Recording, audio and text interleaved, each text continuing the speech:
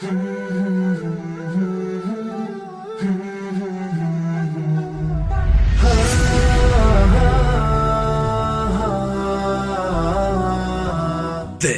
is Between Classes, a Qurtuba Islamic Academy production.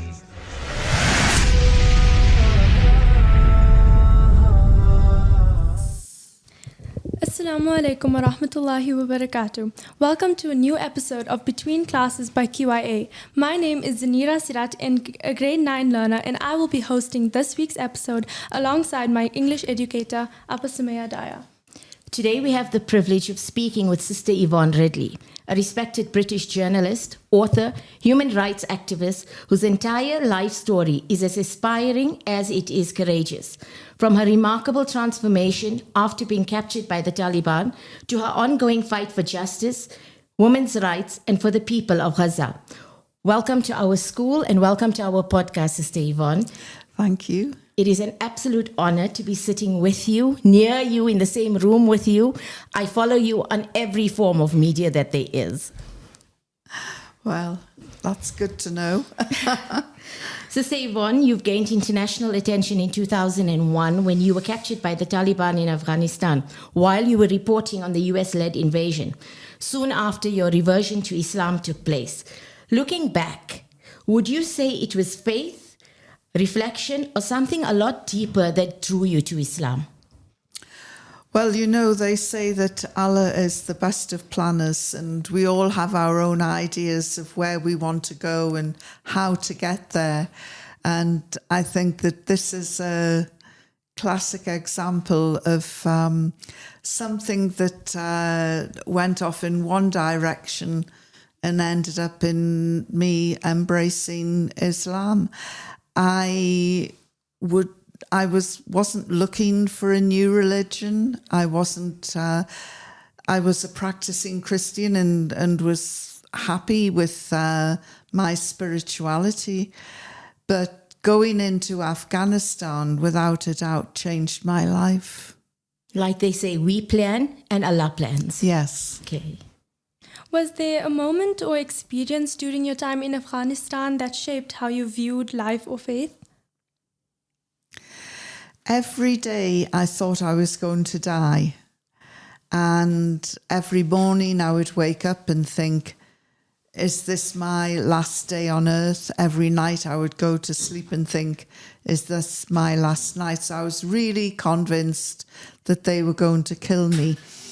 And as odd as this may sound, once you become used to the fact that you're going to die and you've sort of resolved that in your head, it's very liberating, and it takes a burden off your shoulders, and you begin to see things much more clearly.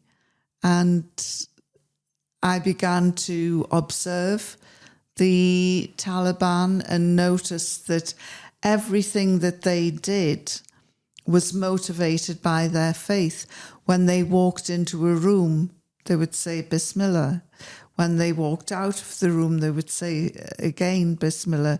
And everything that, the way they dressed, the way they ate, the way they talked to me, everything was motivated by Islam. And that's when I began to realize that Islam is a way of life. It's a life support system. It's not just something that you pick up and put down on a Friday. So would you say that the way they dealt with you so respectfully, and that at that point it changed the way you saw justice, humanity? It changed the way that I viewed them, because, you know, I was the chief reporter of the Sunday Express newspaper. It was a tabloid media, and I began to realize the power of propaganda and how easy it is to influence somebody. So for every day that I thought that I was going to die, that fear was manufactured up here. It wasn't from them. It wasn't their behavior towards me. And I think it was Steve Biko who said that the most powerful thing that the most oppressor powerful has, weapon in the hands of your oppressor is the mind of the oppressed. Yes. That's right. And that's when I realised, or began to realise, the power of the media and the ability to plant a seed in someone's mind. And I was living in fear every day because I believed that the Taliban was a brutal, evil regime, when in fact I can only go on the way they treated me. It wasn't. It wasn't true. So the BBC once described you as the former journalist, Yvonne Ridley, when you reverted to Islam. Tell us a little bit about the battles you faced as a white Muslim journalist. Well, I didn't really understand the full meaning of white privilege until much later on. But as soon as I started practicing as a Muslim and wearing clothes, Islamic clothes, the attitude towards people really changed. As you said, the BBC referred to me as the former journalist, and I had to write to every senior department in the BBC to say, just because I put on a hijab, it doesn't mean to say my mind is, I am still a journalist. Why would you think that I would change? And it has been quite a battle because people do latch on to one thing and they can't see beyond that. And of course, I'm talking about the hijab, which I'm not wearing today. But I haven't abandoned it either. And it's really frustrating when you walk into a room and all people see is a woman with a hijab or a woman without a hijab. And not the person themselves. And so it can be quite frustrating. And of course, I was just as guilty as the next person. I remember addressing a group of sisters about 15 years ago that were wearing hijabs, niqabs, and I would say, I would have walked into the room and thought, oh, look at all of these poor oppressed women. Why would I think that? And again, it's the power of the media. The media, that's right. The veil, the hijab, the niqab. It is insanity when you think about it and roll it out. But it also makes you realise the power of the media. And I think we've seen that with the war in Gaza. We've seen how the media can influence and distort. And distort messages, images. Mm-hmm. That's right. So while I was listening to a lot of your podcasts and that, I heard something which I loved. So a stranger phones you up one night and says, I know who you are and I know where you live. Tell us your response to that. Oh, yes, I heard. Yes. This in the middle of the night phone call, I know who you are, I know where you live. And I said, well, come round then. Yeah. Come round.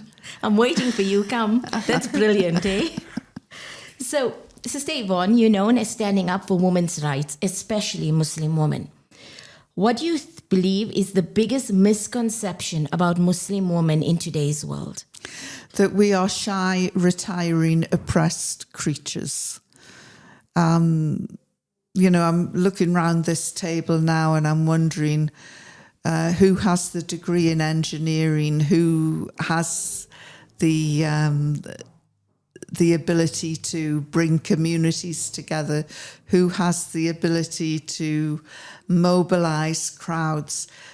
Now I look round and I see women who inspire, women who are capable and powerful and beautiful creatures that are can achieve anything if they set their mind to it. Set their minds to it, 100%. But how do you think we can change this narrative? It's so difficult as a woman in today's world, and it's even more difficult as a Muslim woman that wears the hijab. What do you think that we could do that could make it easier for us? That's the million-dollar question. I don't think you're going to change things overnight, but I am seeing more women in politics and standing up and making great speeches and following it up with deeds and actions. And I think that this is what we have to do. We have to just continue. It's like a huge ocean liner going through the sea, really powerful, majestic, but to turn it around can take a long time. And lots of effort. And I think that we have to be very patient. I do think we are winning the battle, and it would be good to see more women in positions of political power. I look at the OIC when they have their annual gatherings in dismay, and the Arab League and all of these important, influential bodies, and I just see a sea of men. And I know that many of them couldn't function without a woman behind them. Exactly. And so I would like to see more women taking a lead role and being part of the process. Okay. What motivates you to continue placing yourself on the front line?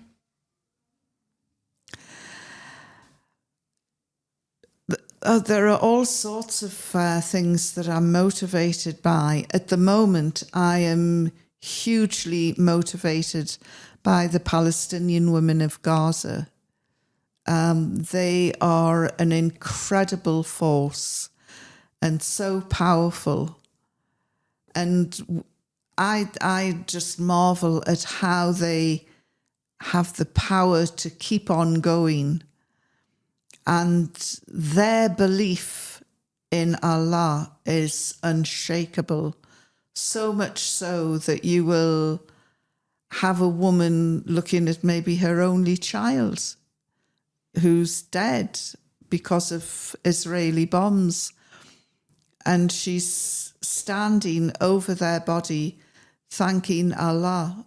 And that sort of faith and belief it's breathtaking. I don't know women who have suffered as much as Palestinian women. And yet when I see them rise up and thank Allah, it's really humbling and incredible. And it puts your own problems into perspective. But I really don't know how they keep on going. I'm just thinking of whenever I've moved house or had to pack or unpack for a holiday and, just getting the motivation to do something, and yet they're having to do that on a daily basis. All the time. And with a family behind them as well. And to keep that family going and that family motivated, they really are a tour de force. True. There's been so many scenes that we've seen via media where they've had to vacate and just leave with literally the clothes that they wear. But almost every second person has got a copy of the Quran in their hands, and that is their most prized possession that they take with them. So I agree with you. Those women are cut out of something else there. Let's talk a little bit about your latest venture, my favorite, the podcast. 7 episodes that have had me captivated, from captive to convert to journey to journalism. And what I loved the most was your humor and your laughter at certain things that I wanted to cry for when I was listening to it. What prompted this move to the audio format? Well, the world is changing so fast in the 21st century. I mean, you know, we're sitting here with a vodcast, everybody has one now. And the media has changed, I think, the way that we've covered the war in Gaza. If you take away the social media, nobody in the world would have heard of Gaza because the mainstream media but the social media has exploded. We've got American teenagers talking with passion about Gaza. We've got African teenagers doing the same thing. You know, all around the world, young people are discovering Palestine, getting outraged by the injustice, and they're going for it on the social networks. And they're doing it, the most effective ones are doing it with humour and satire, and it's working.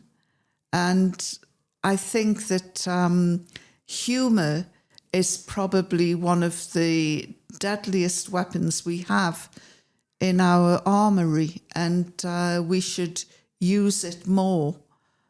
And there's this saying, if you don't laugh, you'll just cry.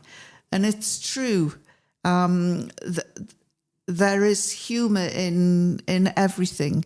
Even in the most wicked actions, we can find humour. And this sort of gallows humour that I carry around with me manifests itself quite often, even in the worst situation.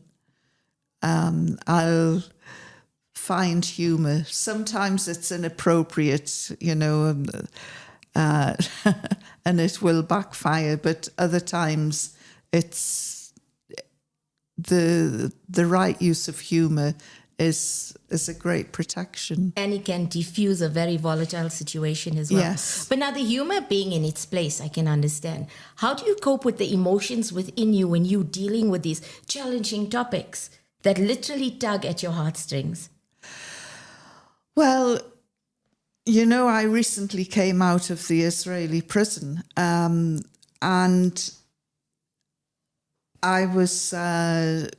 I think I was quite strong throughout the ordeal, and I didn't show any emotion other than anger and humour.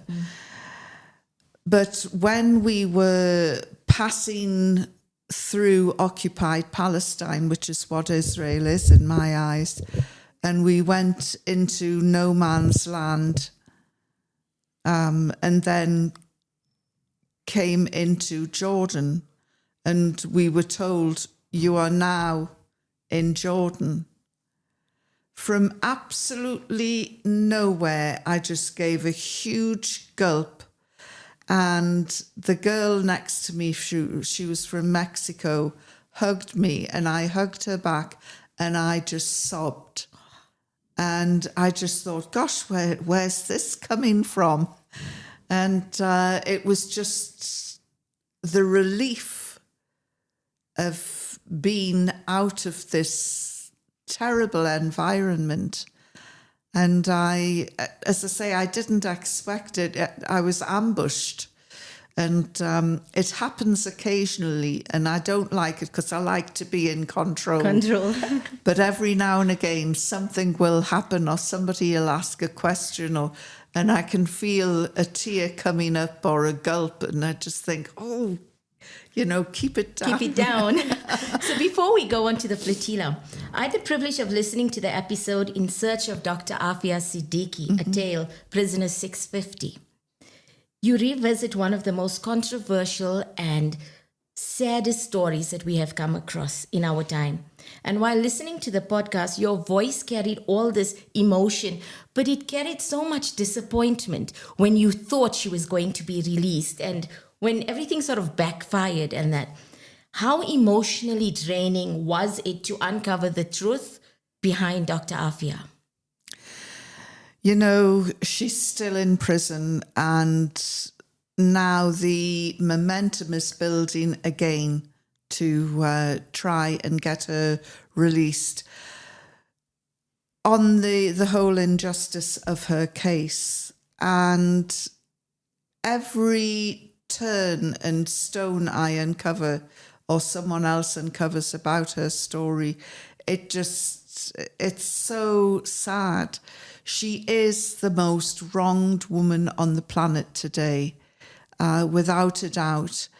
And I look at our ummah, and when we come together, we can be incredibly powerful. We've seen this with the marches for Palestine.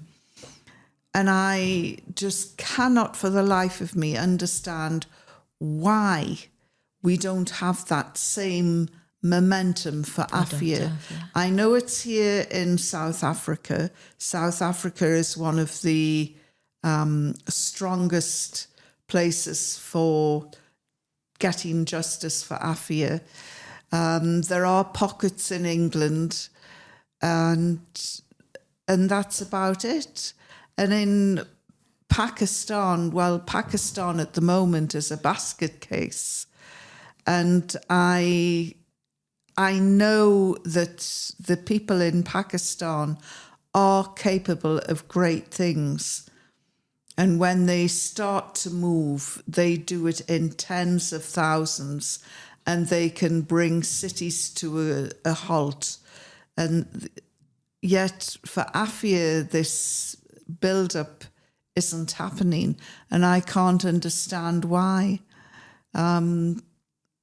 Anyone who gets to know her story and understands it is, it's like Palestine. Once you get to know the story of Palestine and you understand it, there's no going back. And it's the same with Afia. But it's still trying to get that story out. And my heart breaks every time I think of all the wrong that's been done towards her. Absolutely. But some other things have emerged. She has a new lawyer, Clive Stafford Smith, who's an American English lawyer, and he's very good at using humour and thinking out of the box. And he is building up a momentum now for Afia's case. And Moazzam Beg, the ex-Guantanamo detainee, he is working with Clive. They are a dynamic duo, and they've been to Afghanistan. And one of the stories that has emerged was when Afia was being set up outside the governor of Gardez's home. She heard the call to prayer and she went to this mosque. And of course, a woman on her own raises eyebrows in Afghanistan, even today. And she drew a crowd around her, a very hostile crowd. And they turned on her. And this one man stood up and defended her. And I think he was a tailor. And he stood in front of her and defended her and saved her life and put his own life on the line. He didn't know her story, but he saw this woman who was vulnerable, not well, and in need of support. And this hostile group were challenging her. And so when I hear stories like that, it's heartwarming to know that there are good people around who are prepared to stand up. And quite often we don't know what we're capable of until something happens. I think it was one of the America's first ladies who said, Eleanor Roosevelt, we're like tea bags. You never know how strong you are until you're put in hot water. And that goes for every human being. We think that we're not capable of standing up and doing things, but suddenly something happens and you're there in the middle, short sword fighting in defence of whatever it is that's got you riled up. And it happened to me recently in an Israeli prison. When I saw Ben-Gvir, the Israeli defense minister. This is the man who's called Palestinians animals and has done some and said some terrible things. And suddenly, from nowhere, I'm feeling oppressed, depressed. I've been captured. I'm being treated like absolute dirt. And then suddenly there is this man in my eye line just swaggering around and taking so much joy out of seeing the misery around him.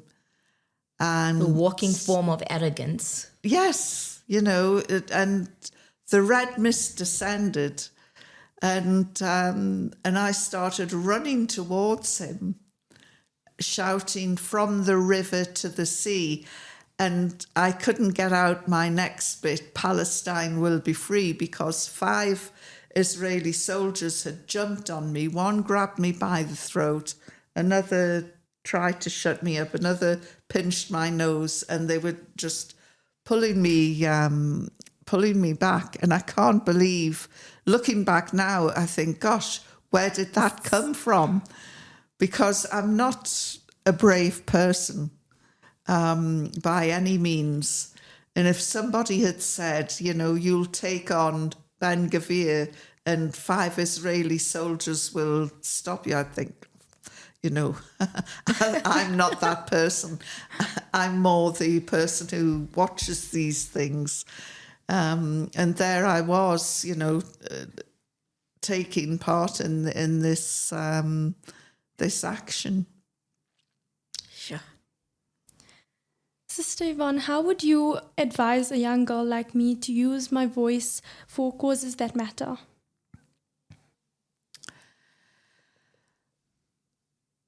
I get my strength from Islam and my core belief in God. And I do believe that he's watching over me and protects me. Somebody said to me, "You're like a cat with 9 lives." Well, if that's the case, I'm running out of cats at the moment. But again, I draw my strength and inspiration from Palestinian women who are genuinely joyful because they have God in their life. Even though hell is around them, they're holding on tight to the rope. And that's what I would advise all young women to do. There's nothing wrong with being ambitious. There's nothing wrong with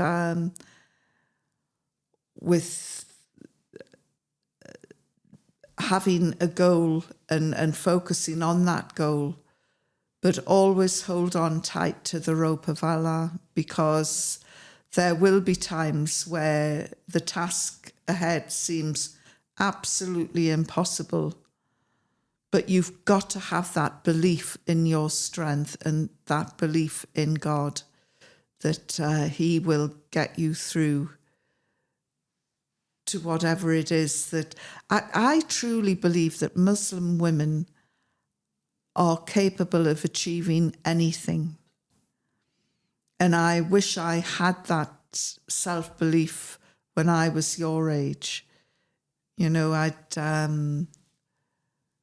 looking back, I wasn't blessed to go to a very good school. We had teachers who preferred to pull us down than push us up and tell us what we couldn't do and what we weren't capable of. And now I look back and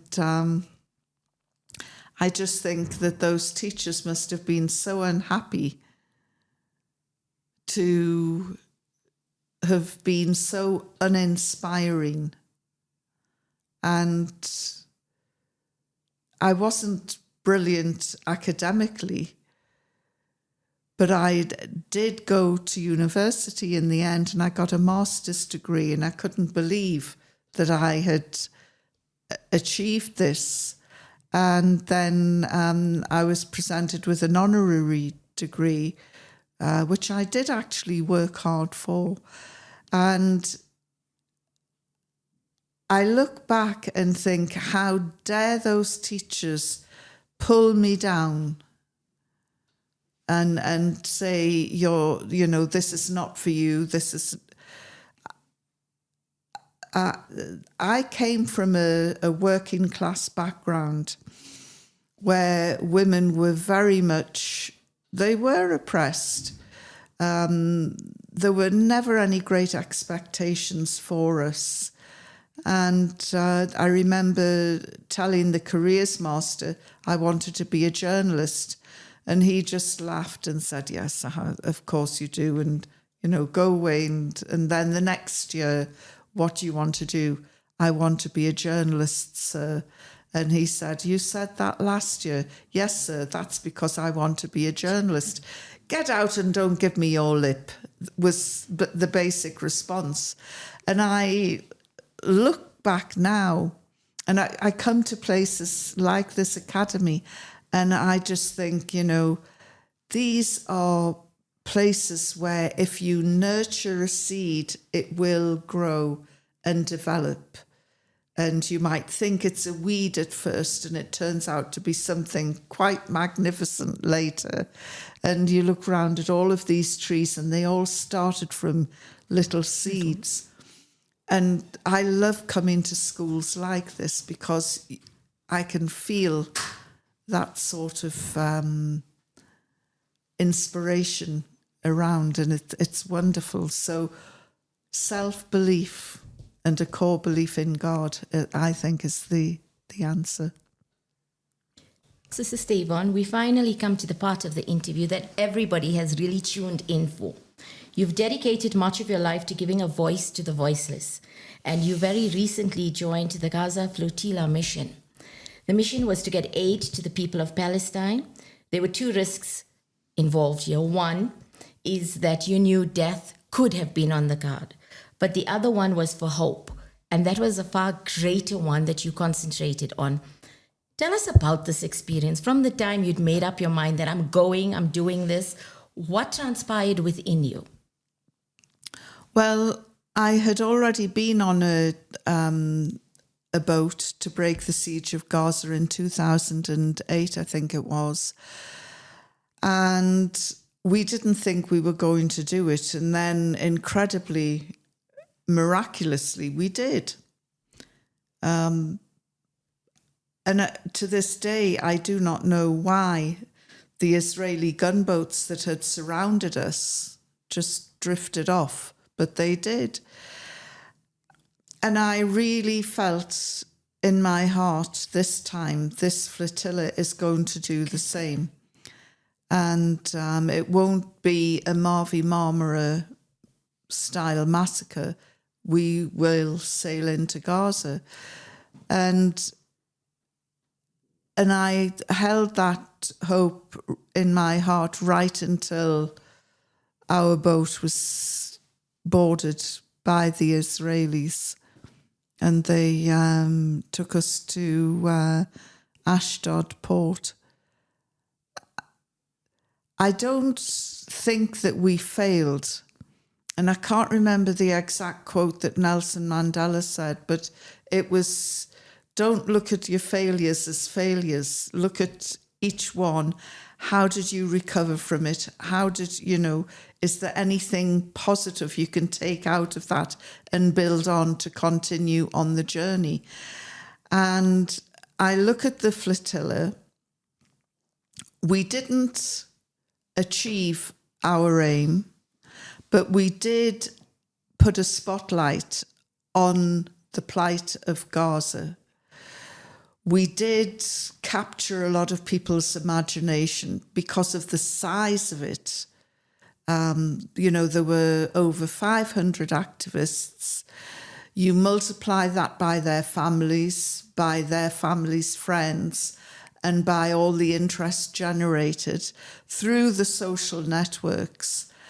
And the flotilla, although it didn't achieve the end goal, it did provide a lot of information, a lot of public awareness on the way, and it also created a network of people. I was in prison just a few days, but I have friends for life. And I don't know where those networks will take me. But the flotilla, I think, is a slow burner. I think much more will come out of the flotilla over the coming months and years. And good deeds will be done. But I do look back in sadness at this little girl who was waiting with her mummy on the beach at Gaza, looking every day for a sail, just a little sign that the flotilla was coming. Hope. And she wanted a bar of chocolate. And I feel so sad that we didn't deliver for her. But I hope that our no-show didn't destroy her hope. Because if you lose hope, if you give up, you're going nowhere. You've lost everything. And, this is the biggest thing. Don't throw in the towel. And the conversations in prison were nearly all about what we're going to do next time, how we're going to succeed next time. So people say, oh, you failed. And I'm saying, no, we didn't. We picked up victories on the way. The fact that I'm with you wonderful people today in South Africa talking about this is one of those victories that's been clocked up. So before you got onto the flotilla, mentally you'd prepared yourself to say that this could happen, plan B if it does happen, and then you get caught. Mm-hmm. And they drag you and they put you into jail.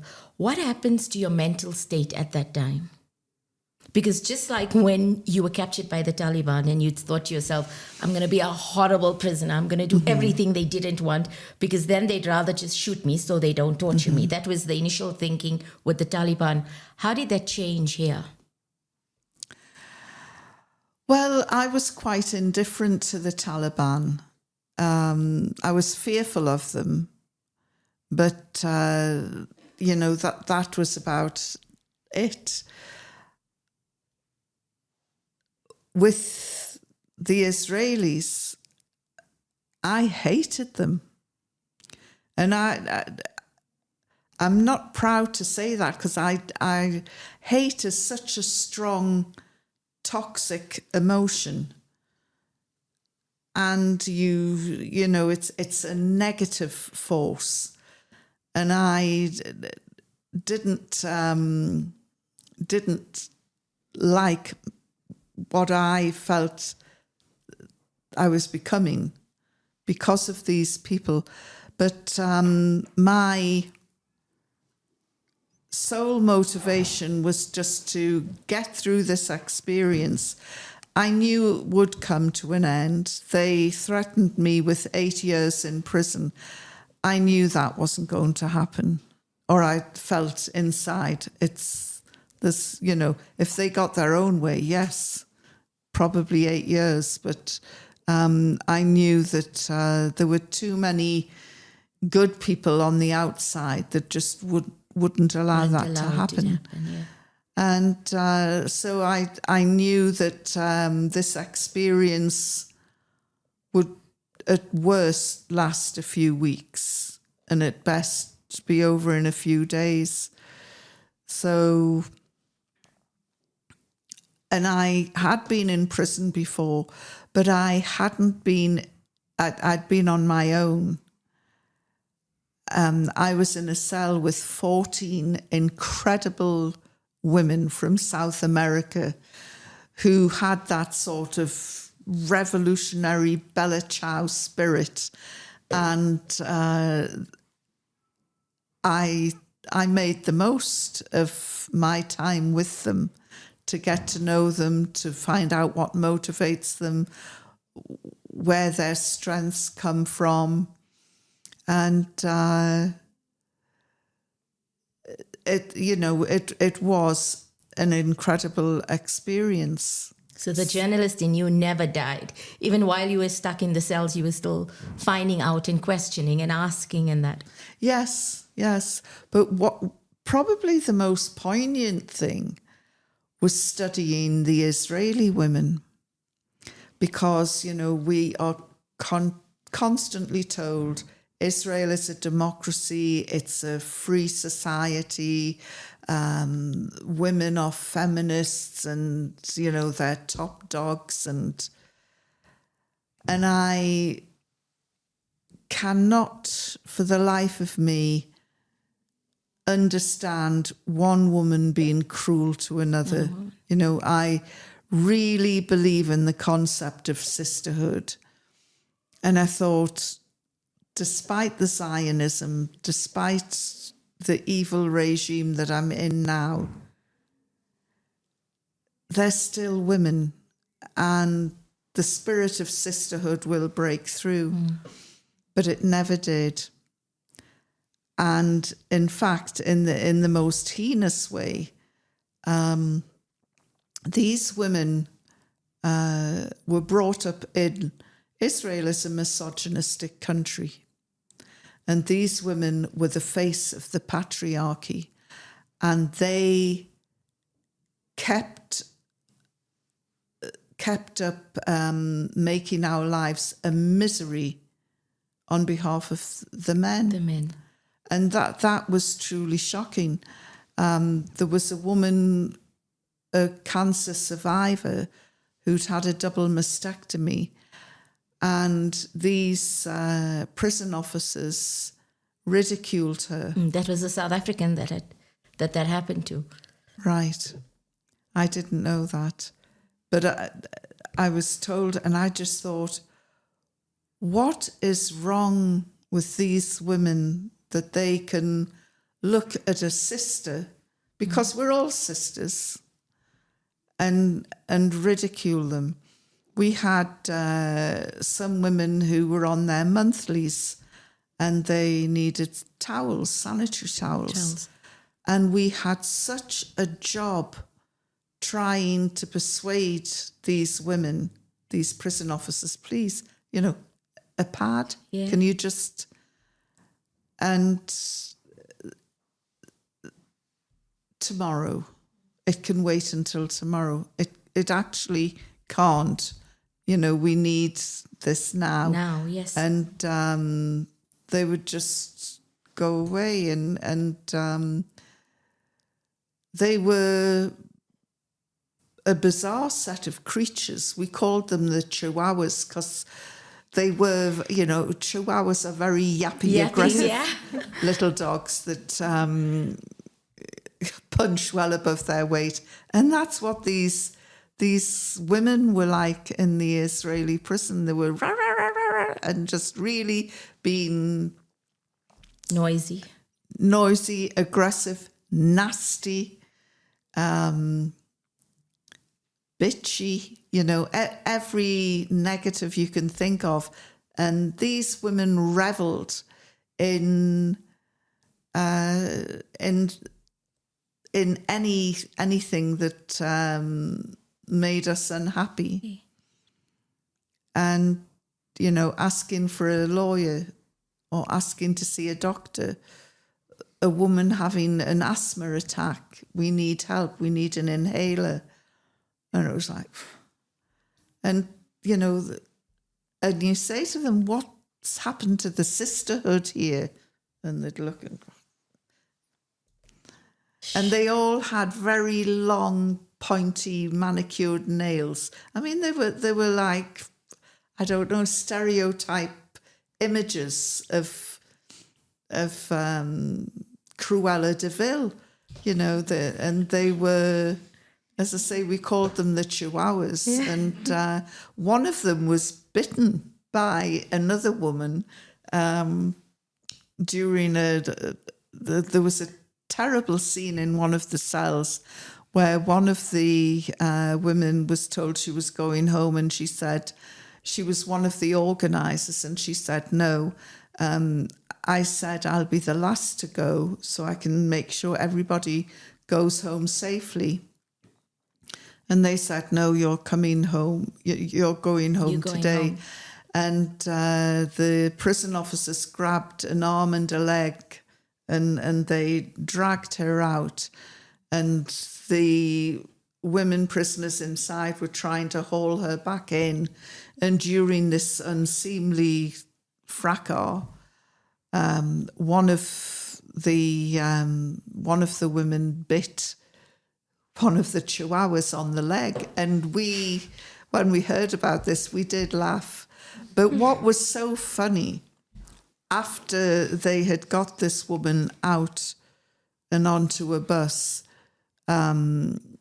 they then decided to take a reprisal on they didn't know who'd bitten them in this melee, but they know that somebody did. So they ordered all of the women onto the ground, and they pointed their machine guns, and their lasers were on their forehead. It must have been a terrifying experience. But the next day, to try and justify their actions, I mean, nobody was hurt, but one of the male prison officers said to one of our girls, it's really tough in here. We feel afraid. And after that attack yesterday, we just don't feel safe. These are great big buff men with machine guns, tear gas, sound bombs. They walk around armed to the hilt. And, we're women who've got no armoury at all. Nothing. Other than maybe a set of teeth. and we feel afraid, we feel vulnerable. This victimisation, and it's like, get over yourself. Sure. So we've listened to lots of stories about Gaza. We've watched the video clips. We know that our brothers and sisters in Palestine are suffering beyond anything that we could even fathom out there. But a lot of the times when you take on a mission like the ones that you have gone on, there's usually a story that has tugged at your heart. A person that you have seen, a person that you have known, that you feel to yourself that, I owe them to do this. I need to do this, not just for the people of Gaza, but for somebody in particular. Is there that somebody in particular? Like a story that has really captivated you, broken you down, brought on all these emotions. And every time you think to yourself, should I, shouldn't I? And you think of this and you say, no, I should. I need to do this. Dr. Hussam Abu Safia, the director of the hospital that was bombed. Well, all the hospitals were bombed, but his in particular. And he was told, got to go now. The Israelis are going to arrest you. And he said, let me just see to my patients first. Yeah. And then I'll come out. And that image of him walking through the rubble towards the Israeli tanks in his scrubs. And, you know, we've heard he is alive, but he's lost more than a third of his weight. He has been horribly abused. And I am waiting to see him released, but we need to put up pressure to get him released. You know, this is a paediatrician, a healer. And I just think of all the mothers in the world who would love to see their children become doctors, because doctors are revered, respected. You know, they're figures we put up on a pedestal. And yet, the way that they are abused in Israel, in the Israeli prisons, it's horrific. And everything just leads me to the conclusion that these people are not human. They're like a zombie nation. There's no compassion, no feeling, nothing. And so Dr. Hussam is, I mean, he's one of many. I've been touched by all the journalists that have died. And, you know, I watched as they ripped up my press card and threw it in the bin. They despise everyone, whether doctors, journalists, nurses, clinicians, medics, healers, women, children. There is something that is really unsettling watching the inhumanity drained out of someone. And that will live with me forever. The inhumanity. Okay. As per tradition, we would like if you would answer one question that was left by our previous interviewee, which is, which one of Allah's favors do you hold closest to your heart? Which one of Allah's favors do you hold closest to your heart? Which one of Allah's favors do I hold close? It's always justice. It's always about justice. You know, there is right and wrong. There's good and bad. There's doing the right thing, and there is doing the wrong thing. And delivering justice is probably one of the most noble things that we can do as Muslims. And I look around the world today, there's supposed to be about 2 billion of us. And yet we are so silent.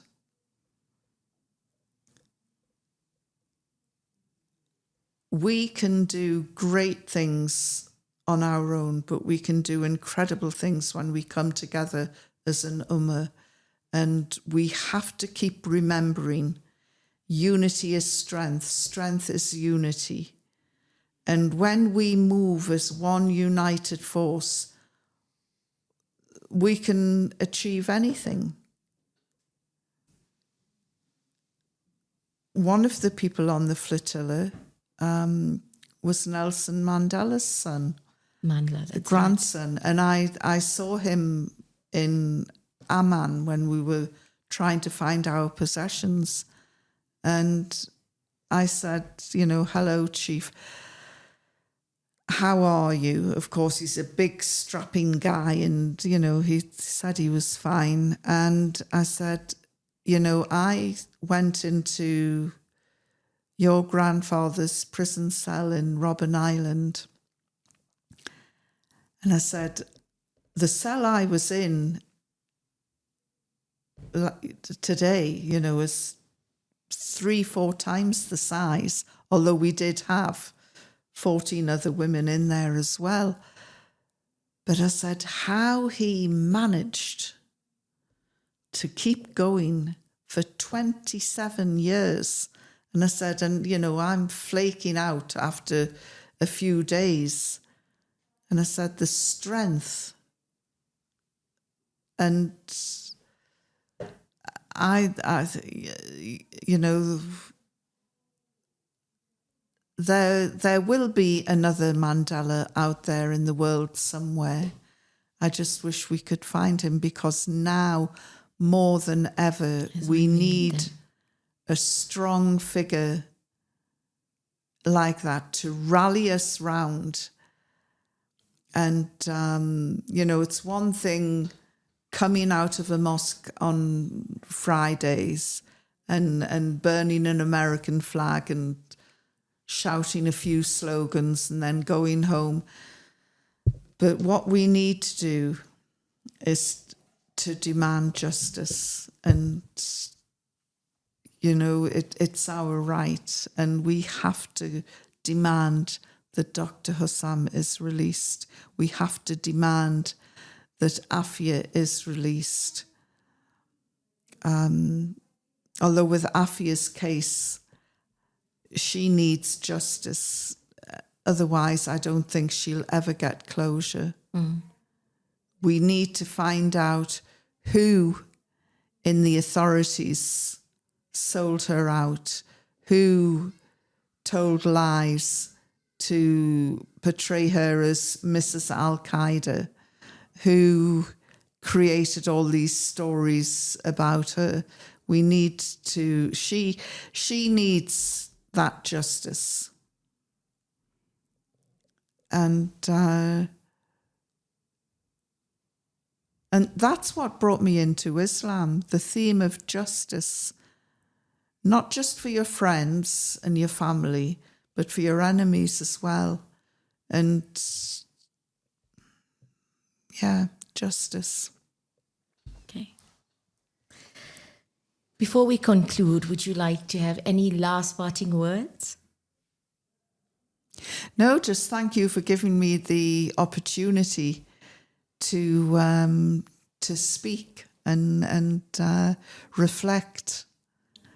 And I think that Islam has taught me to reflect more.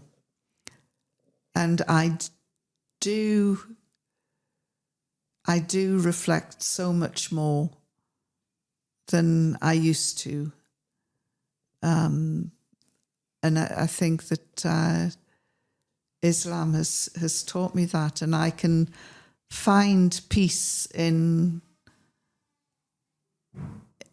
a quiet space, and I could never do that before I converted to Islam. I was always on the go, maybe not necessarily doing anything productive, but I never really stopped to think, you know. I was just moved on from one thing to another. And Islam has taught me that, you know, just to sit there and reflect is very important. True. As our conversation draws to a close, it's clear Sister Yvonne Ridley's voice carries beyond headlines. Her courage reveals a woman who refuses to remain silent in the face of injustice, just as she was once a 13-year-old signing the petition to free Palestine. Politics, activism, all of those go hand in hand with who she really is. She continues to challenge stereotypes and the world, that real change begins when we dare to act with conviction and compassion. And yes, ma'am, I do agree with you. The pen is mightier than the sword. So from myself, Sumayya Daya, and my amazing co-host, Zannirah Seedat, a very, very warm jazakallah for you for taking your time and speaking to us. It was an experience of a lifetime. Fi amanillah. Assalamu alaikum wa rahmatullahi.